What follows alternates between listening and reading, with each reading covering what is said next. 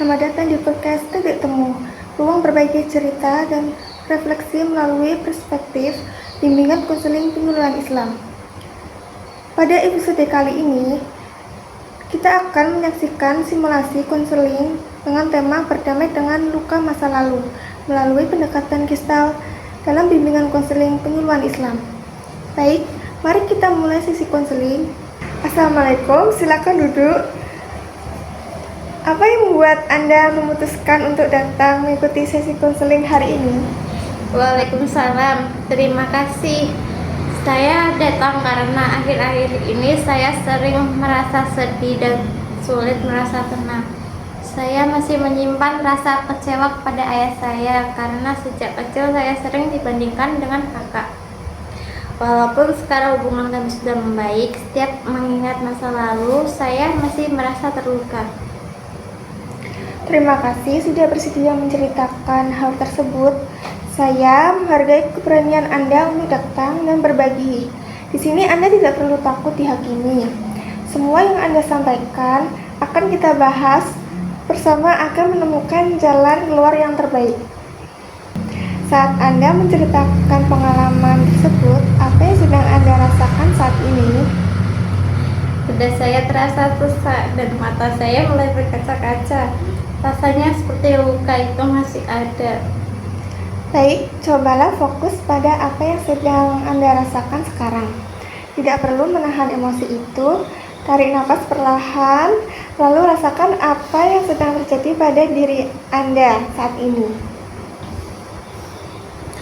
Saya merasa sedih dan kecewa. Ternyata selama ini saya belum benar-benar menerima apa yang terjadi. Baik, saya akan melakukan teknik kursi kosong. Sekarang bayangkan ayah Anda sedang duduk di kursi ini. Sampaikan semua yang selama ini belum pernah Anda ungkapkan.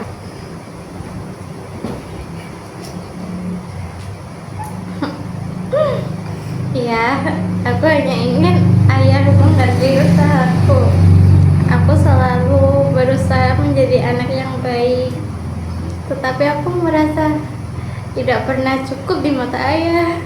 Aku sedih setiap dibandingkan dengan kakak. Sekarang berpindahlah ke kursi itu. Bayangkan Anda menjadi ayah Anda, lalu berikan jawaban sebagai beliau.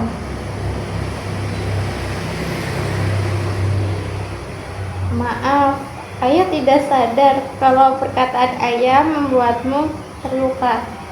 Ayah hanya ingin kamu menjadi pribadi yang lebih baik. Setelah melakukan latihan tadi, apa yang Anda rasakan sekarang? Saya merasa lebih lega. Selama ini saya hanya memendam semuanya. Setelah mengungkapkannya, beban di hati terasa lebih ringan. Alhamdulillah, mengungkapkan perasaan bukan berarti kita membenci seseorang, tetapi memberi ruang bagi hati untuk pulih. Dalam Islam, Allah SWT mengajarkan kita untuk mengendalikan amarah dan memaafkan, sebagaimana firman Allah SWT dalam Quran Surat Ali Imran ayat 134. Orang-orang yang menahan amarahnya dan memaafkan kesalahan orang lain, Allah mencintai orang-orang yang berbuat kebaikan. Memaafkan bukan berarti melupakan atau membenarkan kesalahan, tetapi memilih untuk tidak terus hidup dalam luka. Ketika hati mulai berdamai, kita akan lebih mudah mendekat kepada Allah SWT dan menjalani kehidupan dengan lebih tenang.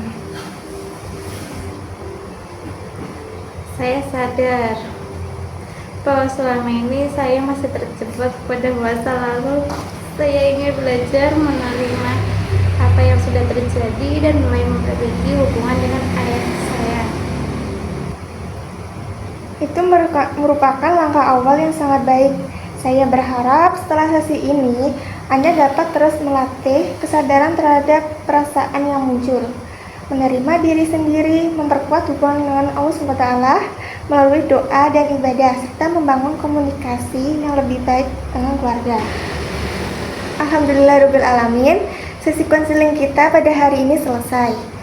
Terima kasih atas keterbukaan dan keberanian Anda dalam mengikuti proses konseling ini.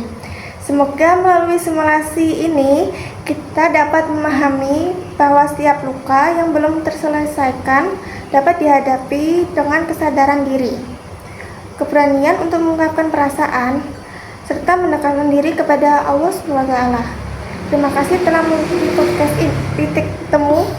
Semoga apa yang telah kita pelajari hari ini dapat memberikan manfaat dan menjadi inspirasi dalam menghadapi berbagai persoalan kehidupan.